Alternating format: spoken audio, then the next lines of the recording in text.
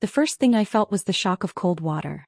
It stole my breath, a brutal and familiar slap of reality. One moment I was sinking into the dark, crushing depths of the ocean, my sister's maniacal laughter the last sound I heard. The next I was gasping, sputtering, knee-deep in the ornamental fountain at the edge of our schoolyard. My name is Alara. And I had been reborn on the very day it all began. The water dripped from my hair, plastering my school uniform to my skin. My heart wasn't pounding from the cold, but from the sheer, disorienting weight of memory. I had lived this day before. I had lived a whole life after this day, a life of power, of control, of a gilded cage, and finally, of betrayal and a cold, drowning death. My twin sister, Serafina, was already rushing away from me, her bag swinging, her focus laser-sharp on the commotion near the old oak tree. I didn't need to look to know what was happening. It was the day the new boy Kalen was being bullied.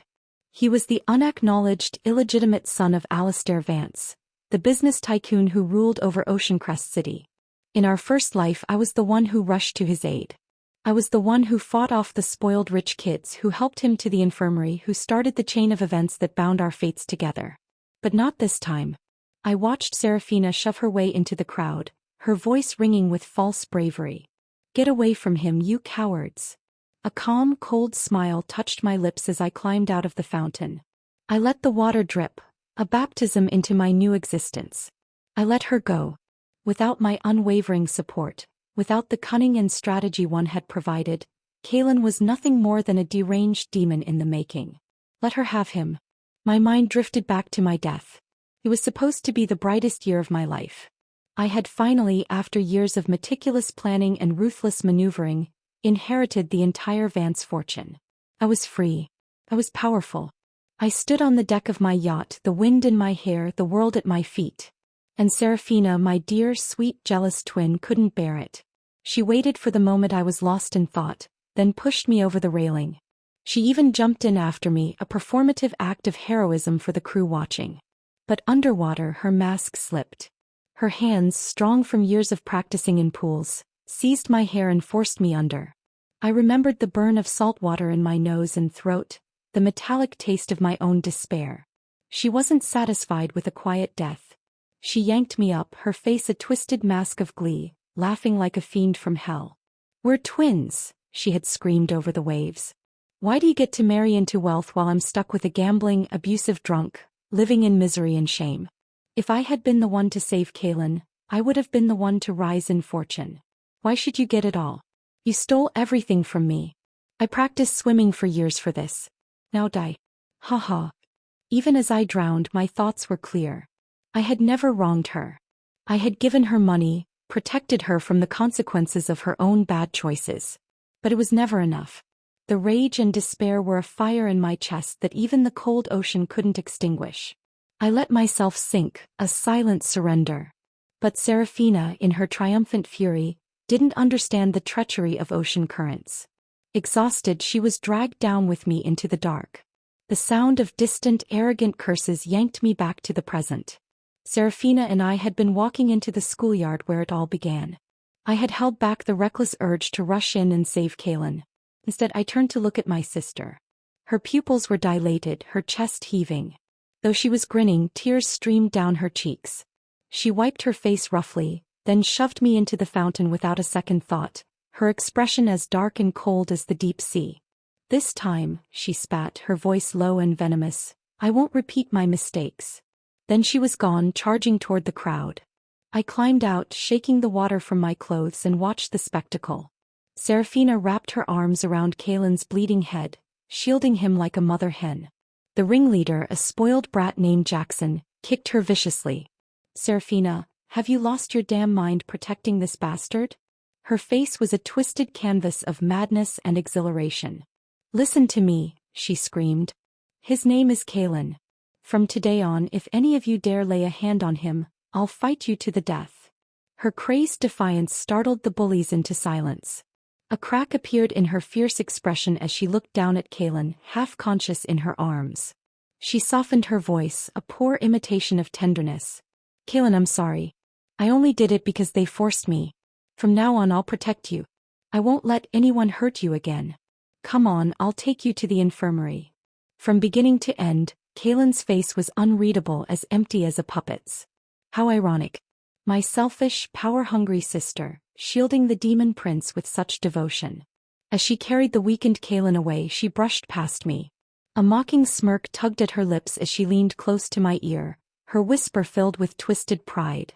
Elara, this time I'll pay you back double for all the suffering I endured in my last life. I watched them leave with cold indifference. In the past, one of them had crushed my hopes while the other stole my life. Did they really think that just because I had been reborn I would ever let them go? The whole day, Serafina circled Kaylin like a cat with its fur on end. She fetched his lunch, bought him drinks between classes, and fussed over him with fake concern. She even insisted on walking him home after school, no doubt to play the saint for his unstable mother. By the time she finally returned home, the dinner our parents had been waiting to share with her had gone cold. The moment she stepped through the door, she couldn't contain her excitement. "Mom, Dad, you'll never believe it. I saved the son of the wealthiest man in Oceancrest." Our mother, Lyra, hurried to the kitchen to reheat the dishes, her face alight with curiosity. Serafina toyed proudly with half of a jade pendant, the token Kaylin's mother had given him as proof of his identity. "His name is Kaylin Vance. Once he returns to the Vance family and marries me, you'll be his in-laws. We'll never run out of money for the rest of our lives." Lyra beamed as she set a bowl of soup in front of Serafina. "Oh my goodness, really? Our Serafina truly is blessed. Did you hear that, Orion? From now on we'll live in comfort thanks to her." My father, Orion, froze mid-bite, his eyes wide. "The Vance family? You mean the one that lives in the penthouse of the Ethelstan Tower?" Serafina nodded proudly. "That's right. But even so, once Kaylin goes back, his monthly allowance alone would be enough to buy you a luxury villa." Orion's eyes nearly popped out of his head. "A villa? I've never even dared to dream of that in this lifetime. Serafina, you've really brought honor to our family. I've heard the villas at Crestview are the best. Tomorrow I'll go take a look and choose the finest one." Gnawing on a chicken leg, Serafina patted her chest confidently. "Go ahead, pick whatever you want. Don't hold back." My parents' faces glowed with avarice. My mother kept piling food into Serafina's bowl. "Serafina, you know our neighbor Mrs. Croft? Her daughter bought her a gold bracelet. She waves it around in front of me every single day. So annoying." Serafina slapped the table. "Mom, once I marry into the Vance family, I'll buy the entire jewelry store for you. You can wear so much gold it blinds their eyes." Lyra clapped her hands in delight. "Perfect. That'll put that old hag in her place." They were already dreaming of riches before anything had been set in stone. The Vance family's money was not so easily spent, especially by outsiders like them. Families of that stature valued return on investment above all. Kaylin was just an illegitimate child. Without powerful backing to help the Vances expand their empire, he was worthless. And illegitimate children like him weren't rare. There were at least half a dozen. But my family was truly overjoyed. I lowered my head, quietly eating my rice, not wanting to ruin their illusions. Suddenly, my mother slapped the chopsticks right out of my hand. "Eat, eat, eat. That's all you ever do? Your sister has done so much for this family. And what about you? Can't you even say a single decent word?" Serafina arched her brows, her lips curving with mockery. "Elara, I'm about to marry into wealth. Aren't you happy for me?" Both of my parents glared at me with disappointment, waiting for my response. I took a deep breath and forced a sincere smile. "Of course I'm happy for you, Serafina. No one could be happier than me to see you with Kaylin." I paused, choosing my words carefully. "But being the wife of a powerful man isn't as easy as you think." "Shut up." Serafina's face twisted instantly, cutting me off. "That's none of your business. All you need to remember is to stay far away from Kaylin. Don't even think of having ideas about him." My advice, meant as a genuine warning, was seen as nothing but jealousy. I forced a meek smile. "As you wish. As long as you two don't provoke me, I'll stay far, far away from you." Serafina suddenly leaned in close, her voice low and sharp, a deadly promise. "Elara, you'd better remember your words. If you dare ruin my future, I'll destroy you again." The venom in her whisper was so real, so present, it was as if the ocean water was still in my lungs. She thought she had won. She thought she had seized the prize. But she had no idea what she was truly embracing or what I was now capable of. The game had just begun and this time I was playing for keeps. Serafina couldn't wait to drag Kaelin to the Vance estate to be recognized. But instead of meeting the old patriarch Alistair Vance, she was thrown out by his legitimate son, a man I knew from my past life to be as ruthless as he was arrogant. Undeterred and with no interest in studying, she skipped classes for days, earning repeated warnings from her teachers that she blithely ignored. Out of options, my sister finally chose the nuclear option. She exposed Kaelin's identity online. The revelation exploded like wildfire across social media. I laughed at her stupidity, a cold, silent sound in the privacy of my room. By doing this, she hadn't secured Kaelin's future. She had shredded the Vance family's dignity into pieces and thrown it onto a burning skillet. Even if the patriarch caved under public pressure and took Kaelin back, I wouldn't need to lift a finger. They would be forced to live in fear, walking on thin ice, bound to destroy themselves from within. Soon Serafina and Kaelin became the hottest topic in school. The bullies who had once tormented him now rushed to apologize and cozy up to him. And Serafina, playing the role of fierce protector with gusto, didn't hesitate to rough them up, her actions a performance solely for Kaelin's benefit. One afternoon, as I carried my lunchbox to the cafeteria with a friend, Serafina blocked my path, her face brimming with a pride so potent it was almost tangible. "Mr. Vance has already acknowledged Kaelin as his son," she boasted, her chest puffed out. "He's now the distinguished young master of the Vance family. Mr. Vance even promised that once we graduate he'll host our engagement banquet." "So soon you're calling him Dad, huh?" I said lightly, offering my congratulations. "Then I wish you both a long and happy life together and may you have many children." Serafina smirked, a predatory glint in her eye. "Sister, I've officially told you now. To avoid unnecessary trouble, you won't be invited to the engagement banquet." I smiled as if relieved. "That's exactly what I want." Just then Kaelin appeared, following Serafina's trail. His eyes, narrowed and sharp, found me instantly. They were no longer the eyes of the awkward, bullied boy from high school. They were the eyes of a predator, unrestrained, calculating, and cold. His gaze swept over me in a single comprehensive glance, and it felt like being ensnared by a demon. The blood in my veins froze solid. This was no longer the Kaelin I remembered from the beginning of our first life. This was the Kaelin after 13 years in the Vance family, a dangerous, deranged young master. The realization hit me with the force of a physical blow, stealing my breath. He had been reborn. He curved his lips into a faint, deceptively harmless smile. "You're Serafina's sister?"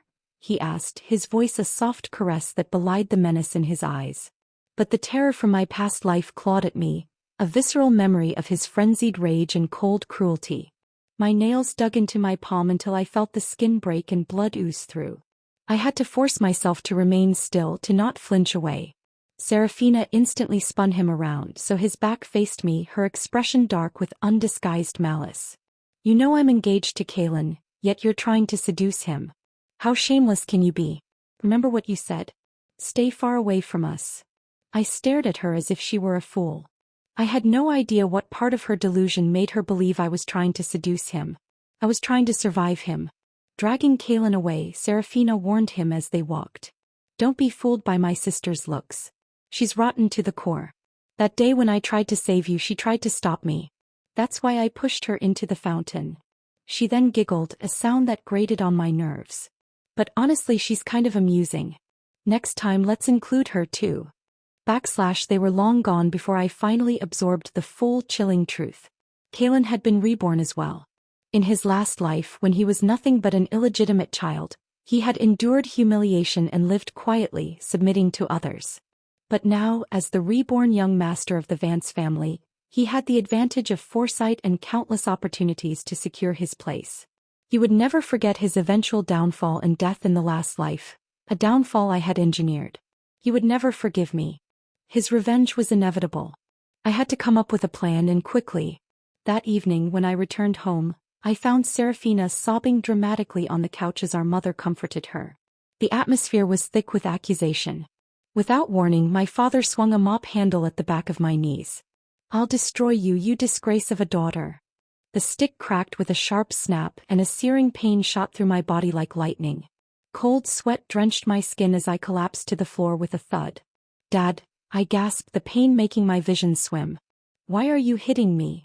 I gritted my teeth, holding back tears, my voice trembling despite my best efforts. Serafina's lips curved into a satisfied smile from over our mother's shoulder. My mother stood up from the sofa, her face blazing with righteous anger. "How dare you show your face? You knew your sister is going to marry Kaylin, and yet you still tried to seduce him. If you don't have the ability to marry into a wealthy family yourself, you try to steal your sister's man. How did I ever give birth to such a shameless child?" Without a word, my father swung the broken half of the mop handle down hard on my back. "Keep talking back and I'll beat you to death." I let out a muffled groan, forcing myself to stay stubborn. "I didn't. I said I didn't. And that's the truth. I couldn't care less about marrying into the Vance family. Not everyone wants that life." My mother sneered, her face a mask of contempt. "If you don't care, then look in the mirror and ask yourself if you even have the ability. Tomorrow your father and I will transfer you to another school. I won't just sit here and watch you ruin your sister's happiness." Her words froze me in shock. Transfer schools? That wasn't possible. There were only 2 months left before the college entrance exams. In my last life, I had been so distracted by Kaylin's return to the Vance family that I couldn't focus on my studies, and I ended up at a second-rate university. This time I had to give it my all. Being forced to transfer now would ruin everything. "I can't transfer," I said firmly, pushing myself up on my elbows. "The exams are too close." "Then don't go at all," my father barked, his face purple with rage. "What's the point of a girl studying so much? You'd be better off finding a rich man to marry, just like your sister." I couldn't hold back anymore. The injustice of it all, the constant dismissal, rose like a tide within me. My nose stung and tears spilled down my face. "Dad, Mom, I'm your daughter too. Why can't you think about me just once?" My mother snorted coldly. "Compared to your sister marrying into wealth, your education is worthless." Something inside me crumbled then. Because I was the elder sister, they had always taught me to yield to Serafina. So I gave up toys, gave up their attention, never cried, never threw tantrums. Over time, they came to see me as dull and unlikable, while Serafina's calculated sweetness and coquettishness made her their darling. Every time she cried, they pushed all the blame on me, scolding me, beating me, never caring about the truth. I felt like a punctured balloon collapsing in defeat. With a dead heart, I whispered, "Fine. Better to leave this house where Serafina targeted me and my parents crushed me, and instead throw myself into my studies with 10 times the effort." I dragged my aching body to stand, but my mother grabbed my arm, her voice cold and final. "Kaylin will be coming to the house in a few days. Since your sister doesn't want you anywhere near him, don't come home. Go rent a place to live." I shook her hand off, didn't even raise my head, and rasped, "Fine." So this time Kaylin could never use my parents to control me again. I was cutting the strings before he could even pick them up. In my last life, after the college entrance exams, I had been the one to personally take Kaylin to be recognized by the Vance family. He never went to college. Instead, he started at the very bottom of the Vance Corporation, grinding for 3 years before finally getting a chance to prove himself. At that time, I was in my junior year of college, fresh off winning an international debate championship that made national headlines. I had even received an early offer from the company of my dreams. My future was bright and I was overjoyed. But Kaylin came to me with $300,000 in cash, asking me to help him secure a $50 billion contract. With that, he could stand tall before the old patriarch. I was still just a student, unwilling to get involved in their family power struggles. So I refused outright. 2 days later, my parents came to me crying, begging for my help because Kaylin had accused Serafina of stealing his $300,000 and she was facing prison. At that time, that foolish Serafina was off traveling the world with her delinquent boyfriend, spending the money recklessly. It was obvious Kaylin had set this trap to force me into helping him while also taking revenge for the bullying he had suffered in high school. If I didn't agree, his next move would be to destroy my parents. Backed into a corner, I finally agreed. He handed me a stack of documents and I studied them for 2 days straight. Sure enough, in the final negotiation I helped him secure that massive project. Kaylin finally raised his head with pride in the Vance family, and that was also the beginning of my nightmare. Not long after, Kaylin brought a bride price of $1 million to my parents, demanding they hand me over. Within a month, my parents were dazzled by the money. Not only did they forget how Kaylin had once threatened Serafina, they groveled at his feet, shameless in their flattery. Serafina, however, seethed with jealousy and hatred, convinced that Kaylin wanted to marry me only to repay me for taking him to the Vance family in high school. They didn't even bother to ask what had happened between Kaylin and me or whether I was willing. Instead, they pressured me with threats of death, forcing me to drop out of school. My heart burned with resentment, but under the weight of power and their so-called morality, I had no choice but to bow my head. My parents cheerfully tied me up and delivered me to Kaylin. That night, his eyes were bloodshot, and like a frenzied beast, he unleashed all his cruelty on me, shattering my dignity and my future in an instant. My dreams and my future were destroyed in an instant. I shook my head, brushing aside the bitter memories. Ignoring the fiery pain radiating from my back and knees, I packed my bags. Kaylin would never let me go, and Serafina would never stop at simply driving me out of the house. I had to move faster. My parents, true to their word, rushed to arrange my transfer to a school in a remote suburb, a place where as long as you paid you could enroll. The environment was abysmal. They rented me a shabby single room for a pittance and turned their backs without a second glance. I didn't care about the pain coursing through my body. I had a mission.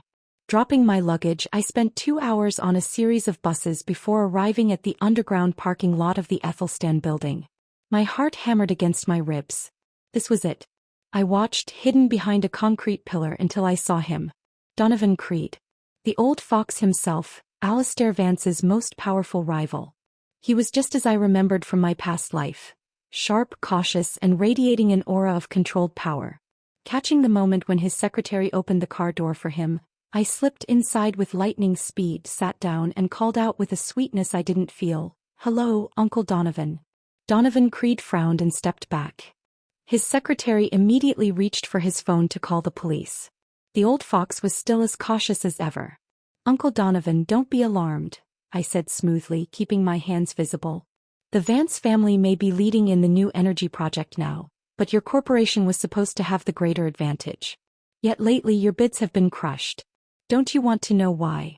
Donovan Creed's brows eased slightly. He raised a hand, stopping the secretary from dialing. "Oh, what do you know? Tell Uncle and I'll buy you candy." His tone was patronizing, but his eyes were sharp, missing nothing. I crooked my finger at him to come closer and smiled. "I'm here to prove my worth. There's no need to be nervous, Uncle Donovan. After all, I'm just a helpless girl. I couldn't hurt you even if I wanted to." He looked around wearily, then finally climbed into the car, the door still open. I took his hand, ignoring his instinctive flinch, and wrote a name in his palm. "This is the mole the Vance family planted inside your company. You're a smart man. Check it out and you'll know if it's true." His fists clenched tight, and in an instant his eyes pierced into me, all pretense of amusement gone. "And what do you want from me?" I sobered, meeting his gaze directly. "Seriously. I ask that from today on, you assign people to protect me until I graduate college." Donovan Creed chuckled, though his expression remained sharp, calculating. 4 years of college sounds like a loss-making deal. Why should I invest so much in you?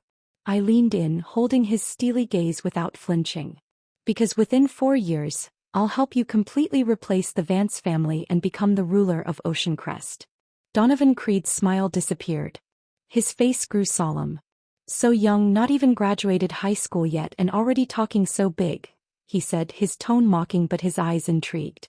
I raised my brows, a faint, confident smile on my lips. "And my abilities aren't small either." With that, I stepped out of the car, casually giving him the address of my rental before walking away, my legs trembling not from pain, but from the adrenaline of the gamble. I could feel his eyes on my back, watching me quietly for a few seconds, as if weighing the worth of this strange, bold girl. "If this person's identity turns out to be exactly as you say," his voice carried across the parking lot, "a promise and a threat, I'll consider sending people to protect you." As his car drove out of sight, I exhaled heavily, the breath I didn't realize I'd been holding shuddering out of me. The pain that had dulled earlier surged back through every nerve. In my previous life, Donovan Creed had been my strongest opponent. To defeat him, I had dug up every scrap of information about him. That man truly was a mole planted by the Vance family. Though in the end, Donovan had discovered him on his own. All I had done this time was point him in the right direction 2 months earlier. It was a start. A fragile, dangerous alliance had been proposed. Now I had to wait and see if the old fox would take the bait. My survival depended on it. The pain was a constant throbbing companion as I hobbled away from the Ethelstan building.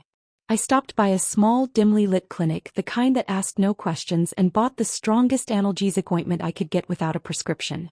The pharmacist gave my bruised face and stiff posture a pitying look, but I just shook my head slightly, took my purchase and left without a word. My new home was in a part of the city that time had forgotten.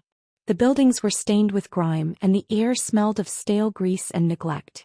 The room my parents had rented for me was on the 3rd floor of a walk-up, a single box-like space with a narrow bed, a rickety table, and a window that looked out onto a brick wall. It was profoundly lonely, but for the first time it was mine. And it was safe from my family. I went to the new school for 2 days. It was worse than I had imagined. The classrooms were a circus of chaos. Students shouted over the teachers, who looked defeated and exhausted, their voices mere whispers against the tide of apathy. There was no learning here, only a holding cell for those waiting to age out of the system. On the 3rd day I made a decision. I went to the administration office, claimed I had a chronic illness flaring up, and secured a leave of absence to study from home. Fortunately, the formal curriculum had finished 2 months ago. This stage was all about revision. I could do that better in the silence of my shabby room than in that den of noise. One day, an old classmate from my previous school, a kind girl named Liana who had always been neutral in the war between Serafina and me, sent me the final mock exam paper. In her message she mentioned, almost as an afterthought, that Serafina and Kaylin had completely stopped attending school. Of course they had. Kaylin, with his foreknowledge of the Vance family's upcoming projects, knew exactly which levers to pull to prove his worth to the old patriarch. He was desperate to avoid starting again as a lowly employee, to seize power immediately. And Serafina, his self-appointed guardian and future bride, was clinging to his side, playing the role of supportive partner. That worked in my favor.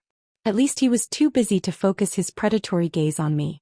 A few days after my meeting with Donovan Creed, as I was heading out to a print shop with my phone to print Liana's mock exam, a primal alarm bell went off in my head. I was being followed. My chest tightened, the old fear surging back. I didn't dare lead whoever it was back to my rental. Dragging my still-injured leg, I tried to quicken my pace, aiming for the main road where there would be people and traffic. But under the blazing afternoon sun, the long, narrow alley that connected my street to the busier avenue was utterly deserted. The print shop was just on the other side.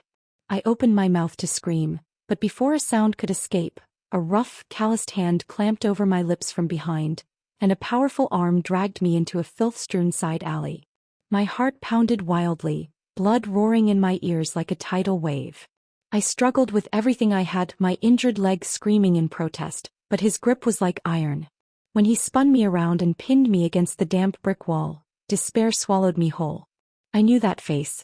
It was branded into my memory from a life I had already lived. Zachary. Serafina's husband from my past life. A gambling, abusive drunk whose presence was a constant stain on her existence. In that other timeline she had constantly whined about him, using his abuse as a justification for her own misery and her jealousy of me. He pinned my wrists with one hand and braced my legs with his own, his body pressing me hard against the unyielding wall. I struggled, choking out fragmented cries for help between his stifling grip. "Go ahead, scream," he sneered, his breath reeking of cheap alcohol and decay. "The louder you cry, the more excited I get. Even if you scream your throat raw, no one's coming to save you in this dump." He laughed, a low, ugly sound. "From now on, little beauty, you'll belong to me. I'll take good care of you." So this was Serafina's idea of revenge. She couldn't beat me in a battle of wits, so she had resorted to this. Using this filthy, deranged man to defile me, to shatter my spirit, to ruin my chances at the college entrance exams, and trap me in a life of shame and violence, just like the one she had complained about so bitterly. The irony was so sharp it felt like a physical cut. Zachary didn't even have time to turn around. One of the men, built like a professional wrestler with a tapestry of tattoos covering his massive arms, grabbed Zachary by the scruff of his neck with a single hand and lifted him off me as if he were a stray kitten. The other man, his face a stone mask, swung his fist twice into Zachary's face with sickening, precise thuds. There was no fight. There was only instantaneous, brutal incapacitation. Zachary crumpled to the ground, unconscious before he could even process what was happening. The two men moved with an efficiency that was terrifying. They stripped Zachary bare right there in the alley, their movements devoid of any emotion. One of them handed me Zachary's clothes, a silent, grim offering. Then they picked up his limp, naked body and tossed it unceremoniously into a dumpster at the end of the alley like a sack of garbage. They turned to me, standing like silent, mountainous sentinels on either side. The one who had thrown the punches handed me a brand new, unopened smartphone. "Mr. Creed sent us," he said, his voice a low rumble. The mole checked out. Relief so profound it made my knees weak washed over me. Donovan Creed had accepted my offer. The alliance was sealed. I took the phone, my hands shaking. "Thank you," I whispered, my voice hoarse. As repayment and retaliation, I immediately opened the new phone, found Donovan's pre-programmed number, and sent him a name and an address. It was one of Alistair Vance's other illegitimate sons, a young man living in precarious anonymity a few cities over. I knew where they all were. In my first life I had been the one to find them, to use them as pawns against Kalen. Now I would use them as a shield. "Let's see how you like it, Kalen, when your brothers start appearing on the stage sooner than you expected." With my two guardians shadowing me, their presence a palpable, comforting force a few paces behind, I made it safely to the print shop and back to my rental. The rest of the days leading up to the exams passed in a blur of intense, focused study. The fear was still there, a constant low hum in the background, but it was now manageable. I was no longer a lone, wounded animal. I had protectors. I had a plan. The day the college entrance exam results were released, I sat on my narrow bed, the new phone in my hand. I logged into the portal, my heart a frantic drum against my ribs. 738 points. Ranked first in all of Oceancrest in the sciences. A sob caught in my throat, but it was one of pure, unadulterated triumph. I had done it. I had surpassed my previous life score. The doors to the university of my dreams, to a future built on my own merit, were swinging wide open. I had barely processed the number when the phone rang. It was Liana, her voice squealing with excitement. "Alara. The news vans. They're looking for the top scorer. They're going to your parents' house." I hadn't thought that far ahead. I hadn't considered the publicity. Panic, cold and sharp, lanced through me. My parents. Serafina. They would see this. They would. Sure enough, within an hour there was a pounding on my door. I opened it to find a small horde of reporters and cameras, their lenses pointed at me and the shocking squalor of my surroundings. When they saw the conditions I lived in, the peeling paint, the single bare bulb, the pathetic little bed, their shock was genuine. One reporter, a woman with kind eyes, was visibly moved to tears. In the live stream that was already running, people in the comments were calling me an orphan, a rags to riches heroine. Cornered, with the cameras rolling, I had no choice but to explain. I didn't embellish. I simply told the truth. I spoke calmly about my sister's engagement to the son of a wealthy family, about my parents' decision to focus all their resources and hopes on her, and about their subsequent decision to send me away to this place so I wouldn't interfere. I didn't mention Kalen or the Vances by name, but the implications were clear. The story exploded. My videos spread across every short video platform like wildfire. For a time, the scandal of the top scorer cast out by her family eclipsed even the ongoing gossip about the Vance family's illegitimate children. That night, two major things happened. First, my parents called. My father's voice was a screech of pure fury down the line. "You ungrateful wretch. Someone threw rotten eggs at your mother at the market. They're cursing us in the street. You've ruined our reputation." Second, my new phone buzzed with a text from an unknown number. "Check your doorstep." I opened the door. There was no one there, but a set of keys and a deed sat in a small, elegant box. The deed was for a modern, fully furnished villa in a quiet, respectable neighborhood. A note was paperclipped to it, written in a sharp, decisive hand. "Little girl, you truly are remarkable. Consider this an advance on future services. DC." Donovan Creed had personally gifted me a villa. My next round of interviews, therefore, took place inside the sun-drenched living room of my new home.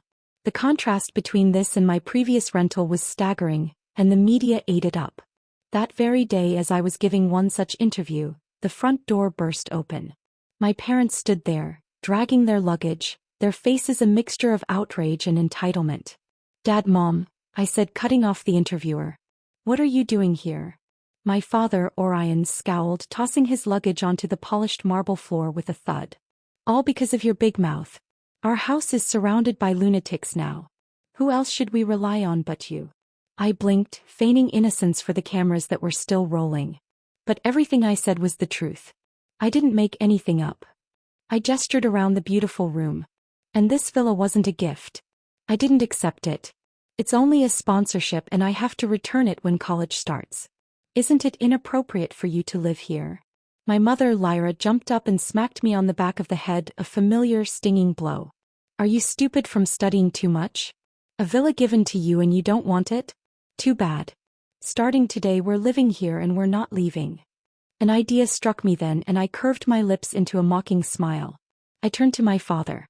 "Dad, this villa isn't nearly as nice as the Crestview one. Didn't your precious son-in-law buy you that?" My father lit a cigarette, ignoring the no-smoking signs, his brows furrowed in frustration. "That bastard Kalen doesn't respect us at all. Everyone online calls him an illegitimate son. And instead of fighting back, he vents his anger on your sister. You don't even know how badly Serafina's been beaten." At that, my mother's eyes filled with theatrical tears. "Our poor Serafina. She's just a child, and already she has to accompany him to business dinners. She drinks until her stomach bleeds. And that heartless Kalen doesn't even care about her." I answered casually, watching them closely. "Then leave him. It's just an engagement, not a marriage."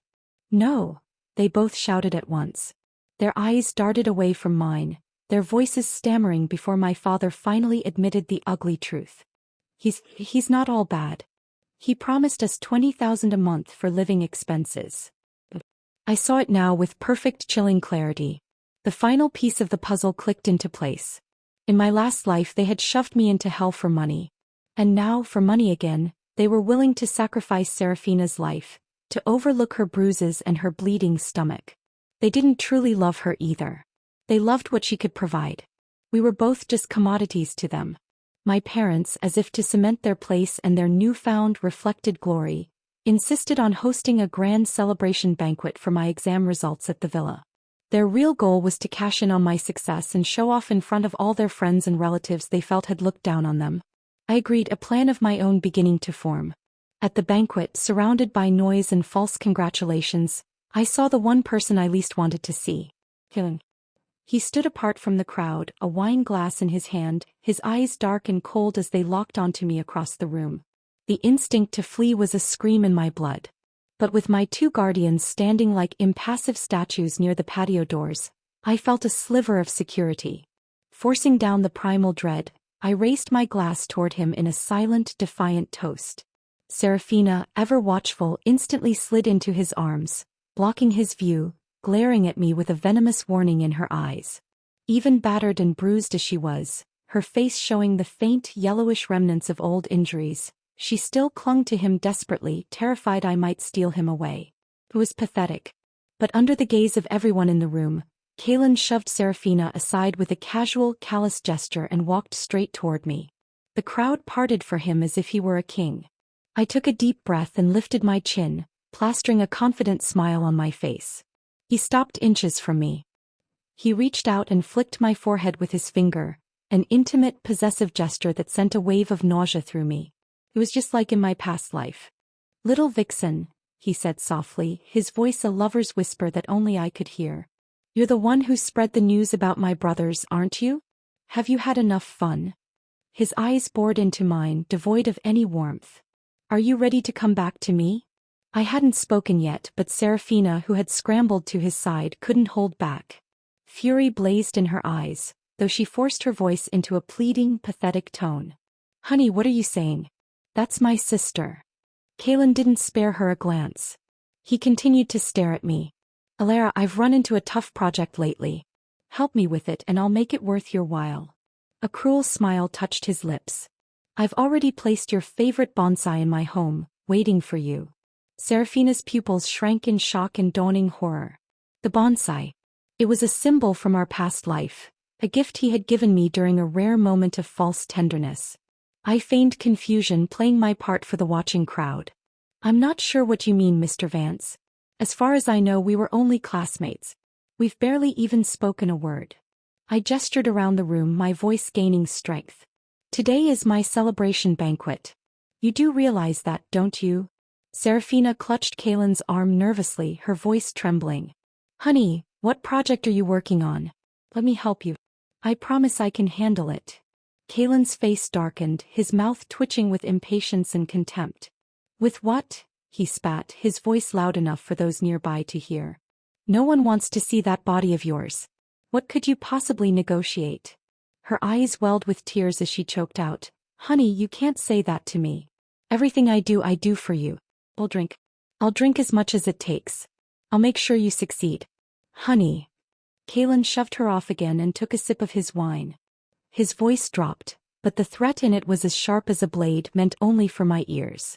Alara, be obedient. Don't test my patience. You know what you care about most. Your parents. Your sister.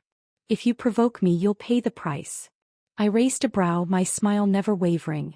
I really don't understand this little play you're putting on, Mr. Vance. As for my parents, I said, my voice ringing clear, they cast me out for my sister's sake. I cut ties with them long ago. Is that so? Kaylin's smile was a terrifying thing. Serafina's expression shifted, panic flooding her face as though she had finally realized the depth of the monster she had embraced. Honey, what do you mean? Kaylin. She hadn't even finished speaking when Kaylin, in a movement so fast it was a blur, Kaylin suddenly threw his glass to the floor, the sharp sound cutting through the room. In the same moment he shoved Serafina aside in frustration. She lost her balance, fell backward, and was visibly hurt when she hit the edge of a low table. Disoriented and unable to get up, she lay on the floor in distress. Instead of helping her, Kaylin acted aggressively toward her, his behavior alarming everyone nearby. The guests panicked. The banquet erupted into chaos. Guests screamed and scattered in every direction. My father was so frightened he fell limp onto the floor. My mother fainted on the spot. My beautiful celebration banquet, my hard-won moment of triumph, had been destroyed in an instant by his violent public display. The police came and dragged Kaylin away, but I knew it was a temporary measure. He was a Vance. Unfortunately, my prediction was proven right within hours. Serafina, from her hospital bed, signed a statement forgiving him. She was too terrified, too invested in her fantasy to do anything else. Still, the news of Kaylin's violent outburst at the top scorer's banquet shot straight to the trending list, fueling more gossip and scandal for the beleaguered Vance family. I heard through the grapevine via a text from Donovan Creed that the old patriarch Alistair Vance was growing more and more disappointed in his volatile illegitimate son and was beginning to shift his attention to the others. But the scandal didn't end there. Kaylin's retaliation was swift and brutal. He had my parents kidnapped, holding them in a warehouse, and sent me a photo. His message was simple: submit, or they die. I looked at the picture of my weeping, terrified parents. The same people who had beaten me, cast me out, and valued me only for what I could bring them. I felt nothing but a cold, hollow emptiness. I texted him back, my fingers steady on the screen. Go ahead. Kill them. In further retaliation, a few days later he forced Serafina to accompany an influential older man in private, using her as a bargaining chip in his deals. When I found out, I sent him another message. Praise you for doing me the favor. She always wanted to marry for money. Now she doesn't even need the marriage license. A few days after that, I noticed unfamiliar men in dark cars staking out the villa. Kaylin was finally ready to make a direct move against me. But I was prepared. I had my guardians. As long as I didn't step outside the secured walls of the villa, he couldn't touch me. I passed the information on the final illegitimate son to Donovan Creed and gave him a new instruction: protect them. All of them. If possible, I want Kaylin caught red-handed. The war was escalating. The demon was at my gates. But this time I was not a helpless victim in a gilded cage. I was the general in my own fortress, and I was ready for the siege. The villa, for all its opulence, felt like a gilded prison. Through the reinforced glass of the second-story window, I watched the dark sedan parked across the street. They made no effort to hide. Kalen's men were a constant, silent reminder that the moment I stepped beyond the property's wall, I would be his. My two guardians, whom I'd privately nicknamed Stone and Flint for their impenetrable expressions, patrolled the interior with a quiet, lethal grace. Their presence was the only thing holding my terror at bay. Half a month after the banquet, the carefully constructed silence of my fortress was shattered by the ring of my phone. The screen flashed with an unknown number, but a cold intuition told me who it was. I answered, bracing myself. "Sister, please, you have to save me." It was Serafina. Her voice was a raw, hoarse whisper, frayed at the edges with a pain that was more than physical. It was the sound of a soul breaking. "He did it, not me. The video, it's in my phone." She was sobbing, each word a struggle.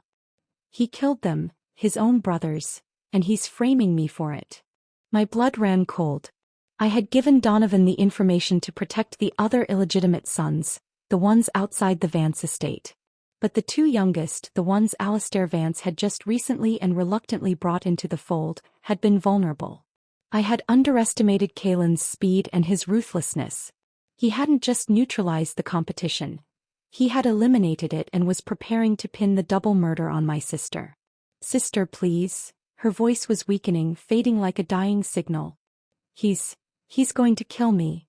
Before she could finish, the line went dead with a final, sickening click. A wave of dizziness hit me. I gripped the edge of the marble countertop, my knuckles turning white. Icy fear flooded my body, not for Serafina but for what this meant. Kalen was no longer just playing with us. He was systematically dismantling every piece on the board. He was erasing his past, his rivals, and anyone who had ever crossed him. Serafina, with her desperate, clumsy ambition, was the perfect patsy. My phone rang again instantly, the screen flashing with a number I had come to dread. "Kalen." I swiped to answer, my voice dangerously calm. "Hello. Your sister killed two of my brothers." His tone was conversational, almost bored. "Unfortunate thing, she got stabbed too. She won't last long." A pause, thick with malice. "What should we do, Alara? You're her sister. Come see her one last time." Then he started laughing. It was a ghastly, ghostly sound devoid of any humanity, a noise that scratched at the primal parts of my brain and made my skin crawl. It was the laugh of a demon who had already won. He was baiting me. The Vance estate was his lair, a place of nightmares from my first life. To walk back in there was to surrender. But he had miscalculated. He thought my weakness was sentiment, a sisterly bond he could exploit. He didn't understand that my only weakness was my own survival, and he was the greatest threat to it. Serafina had a video. Evidence. If I could get it, if I could prove he was the killer, I could put him behind bars. It was the only way I would ever be free. "I'm on my way," I said, my voice flat. That night, I instructed Stone and Flint to follow me at a distance. I couldn't bring them inside. Kalen's security would never allow it. This was a solo mission. A gamble with my life as the stake. The Vance estate was exactly as I remembered it. A cold, modernist monstrosity of glass and steel perched on a cliff overlooking the churning ocean. It was swarming with police cars, their lights painting the stark white walls in pulsating shades of blue and red. The scene was one of controlled chaos. And there he was, standing in the grand foyer as if he owned it, which in every way that mattered he now did. A smear of blood was drying on his shirt cuff. He saw me and smiled, a slow, predatory stretching of his lips. He reached a bloody hand toward me. "Alara, you finally came back." I didn't flinch. I met his gaze, my own as cold as the marble floor beneath our feet. "Kalen, the one who deserves to die is you." He pulled his hand back, his eyes filling with a twisted indulgence, like he was coaxing a stubborn child. "Alara, don't say that. In my last life they killed me. In this one your sister avenged me. They owed me this." He took a step closer, his voice dropping to a conspiratorial whisper. "Come back to me, Alara. Let's live well together. Once the old man is dead, the Carter family will be ours." The arrogance of it, the sheer, unhinged belief that I would ever want to share that hell with him again, was breathtaking. I smiled faintly, my gaze flicking over his shoulder toward the sweeping staircase where I knew the old patriarch, Alistair Vance, would be listening. "Kalen," I said, my voice clear and carrying in the cavernous space. Do you really think just because you were reborn you can win? He frowned, his eyes narrowing as he followed my gaze. His pupils contracted sharply. From the shadowed landing, a voice thundered, thick with age and fury. Bastard! Who are you planning to outlive?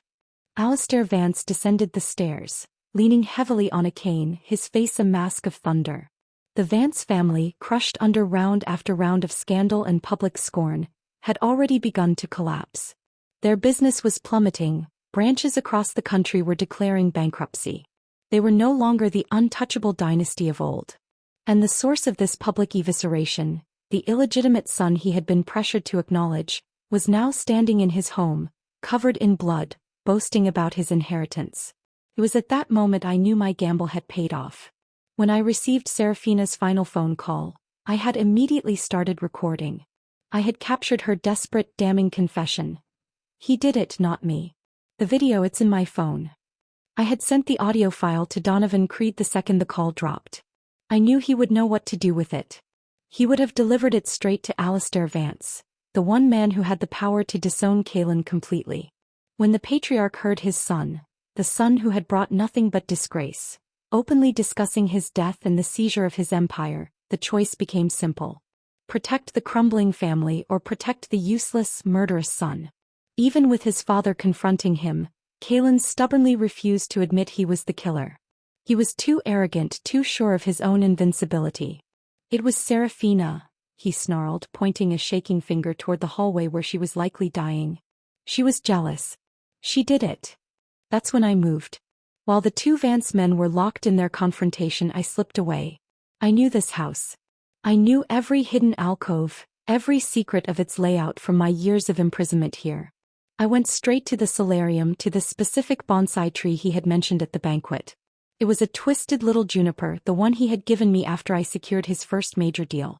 A symbol of his control. My hands trembled only slightly as I dug through the damp soil at its base. My fingers brushed against something smooth and hard. A small waterproof memory card, sealed in a plastic bag. I held the truth in my hand. I walked back into the foyer, where the police were now talking to a furious Alistair and a defiant Kaelin. I didn't say a word to either of them. I walked straight to the lead detective and held out the memory card. I believe you'll find the evidence you need on here, I said, my voice steady. My sister hid it. It shows the real killer. Kaelin's face transformed. The mask of arrogant control shattered, replaced by a look of pure, undiluted hatred. He lunged for me, but the police were faster. They restrained him, forcing his arms behind his back. You bitch, he screamed, his voice cracking. You treacherous whore. I'll destroy you. I'll ruin you. He was arrested on the spot for premeditated murder. As they dragged him away, his screams echoing through the hall, his eyes never left mine, promising a vengeance that could now never come. 3 months later, his death sentence was carried out. The day before the execution, I went to see him one last time. He sat behind the thick glass, clad in orange, his once predatory eyes now dull and hollowed out. But when he saw me, a spark of the old malice returned. I picked up the phone on my side. He did the same. I leaned close to the glass, my voice a whisper he had to strain to hear. In both this life and the last, I said, I was the one who secretly saved your brothers. I gathered them. I armed them against you. I let a small, cold smile touch my lips. Too bad this time they couldn't finish you off themselves. His face twisted hideously, the last vestiges of his composure evaporating. His teeth ground together, a horrible grating sound. You tricked me, he spat, spittle hitting the glass. Even in death I won't forgive you. I'll haunt you, Alara. I'll curse you from hell. I smiled faintly, a genuine, peaceful smile I hadn't felt in 2 lifetimes. Good, I whispered. Rest in hell, Kaelin. I hung up the phone and walked away, leaving his impotent rage behind the soundproof glass. The demon was finally, truly gone. Before the semester began, I visited the cemetery. I found Serafina's grave, a simple, modest headstone. Our parents, broken and bankrupt without Kaelin's monthly payments, had clearly splurged as little as possible. I pulled the weeds that had already begun to sprout around its edges. Since she had been clever enough to set up a hidden camera, perhaps she had finally gained some clarity at the end. She had finally seen the monster for what he was. The bitter lesson of her 2 lives was etched on this stone. What never belonged to you, the tighter you cling, the quicker you lose it. Better to let go and release each other. But for her it was too late. When she finally wanted to leave, she couldn't. My mother was devastated by Serafina's death, her arrogance and vanity completely shattered. She and my father lived in a small apartment now, supported by a meager government pension. I felt no urge to see them. They were ghosts from a past that no longer had any hold on me. I returned the villa to Donovan Creed, but he refused to take it back. "Consider it a signing bonus," he'd said over the phone, his tone laced with a new, genuine respect. "I have a feeling my investment is going to pay off handsomely."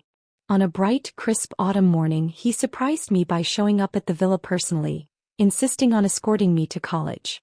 A sleek, black car idled at the curb.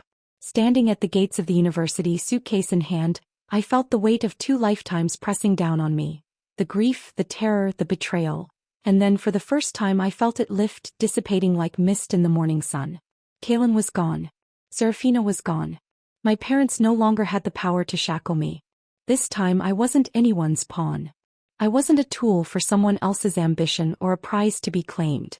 I wasn't the victim or the avenger. I was Alara. Reborn, not to repeat the past but to rewrite it. I looked up at the bright, endless sky and smiled. Power, wealth, love. Those would come in their own time on my own terms. What mattered most, what I had fought and died for, was that I finally owned myself. And in this new life, no one would ever take that from me again. The university gates were not just an entrance. They were a threshold between the world of revenge I had inhabited and the world of possibility I had fought for. The air itself tasted different here, of old books, fresh-cut grass, and a quiet, studious hum that was the antithesis of the Vance estate's oppressive silence. Donovan Creed stood beside me, a silent, imposing figure in his tailored coat. "This is where I leave you," he said, his voice a low rumble. He didn't offer a handshake or a pat on the back. Instead, he gave a curt nod, a gesture of respect between equals. "The account is set up. My number is programmed into your phone. Do not hesitate to use it if complications arise." He was referring to the generous trust fund he had established for my tuition and living expenses, an advance on the future services I had promised. There were no strings attached, only the unspoken understanding that a mind like mine was a valuable asset, and he was its early-stage investor. "Thank you, Mr. Creed," I said, my gratitude genuine. "For everything." A ghost of a smile touched his lips. "Don't thank me. Prove me right." With that, he turned and walked back to his car, leaving me standing alone at the beginning of my new life. The first few weeks were a surreal experience. The sheer normalcy of it was a balm to my soul. My biggest concerns were deciphering a professor's accent, navigating the labyrinthine library, and choosing between the cafeteria's questionable pasta or its suspect stir-fry. I shared a dorm room with a girl named Maya, a bubbly art history major from a small coastal town who knew nothing of Oceancrest's cutthroat elite, of illegitimate sons or of drowned heiresses. Her world was one of brush strokes and color theory, and her innocent chatter was a welcome distraction. I threw myself into my studies, not out of a desperate need to escape, but with a pure, unadulterated passion for economics and political science. For the first time, I was learning for the sake of learning, not as a means to an end in a corporate war. The knowledge was mine to shape, not a weapon to be wielded for someone else's ambition. I avoided the business clubs and the finance circles where the children of the elite networked. They were playgrounds for future Vances and Creeds, and I wanted no part of that world yet. Instead, I found a quiet corner in the economics department, assisting a brilliant, slightly absent-minded professor with his research on emerging markets. The work was meticulous and intellectually stimulating, a world away from the brutal pragmatism of corporate takeovers. Months passed in a peaceful blur. I received sporadic updates from Donovan, delivered through encrypted channels on the phone he had given me. The Vance empire, stripped of its patriarch's iron will and fractured by the very public scandals, was being systematically dismantled and absorbed by Creed Corporation and other rivals. The name Vance was becoming a cautionary tale, a footnote in the history of Oceancrest. It was a satisfying, distant epilogue to the most painful chapter of my life. One crisp afternoon in my second semester, as I was walking back from the library, A familiar figure stepped out from behind a large oak tree, blocking my path. My body went rigid, every instinct screaming danger even as my rational mind processed the scene. It wasn't Kalen. It was my father, Orion. He looked a decade older. His clothes, once flashy and expensive, were now worn and slightly too large for his gaunt frame.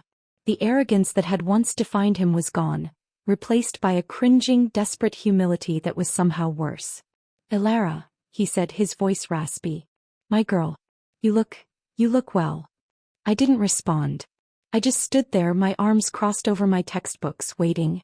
He shifted uncomfortably under my gaze. "Your mother, she's not well. The doctors say it's her heart. The stress, you know. After everything with Serafina." He choked on her name. We need help, Elara. The medical bills, we're going to lose the apartment." I felt a pang not of sympathy but of a weary, ancient sadness. This was the man who had beaten me with a mop handle, who had cast me out for a monthly allowance, who had valued me only as a commodity. Now the commodity had depreciated and he had come to the new model for a trade-in. "I'm sorry to hear that," I said, my voice carefully neutral. "But I'm a student. I have no income." His eyes darted around the affluent campus, taking in the well-dressed students, the manicured lawns. But you live here. You have resources. That man Creed, he looks after you. A small loan, Elara. Just enough to get us back on our feet. I'm your father." The last sentence was a plea, a final feeble attempt to pull on a string that had long since been severed. "You stopped being my father the day you rented me that room for $200 and told me not to come home," I said, my voice quiet but absolute. "My resources are for my future. A future I built in spite of you, not for you." His face crumpled, the desperation turning to anger. "You heartless bitch. After all we've done for you. We raised you."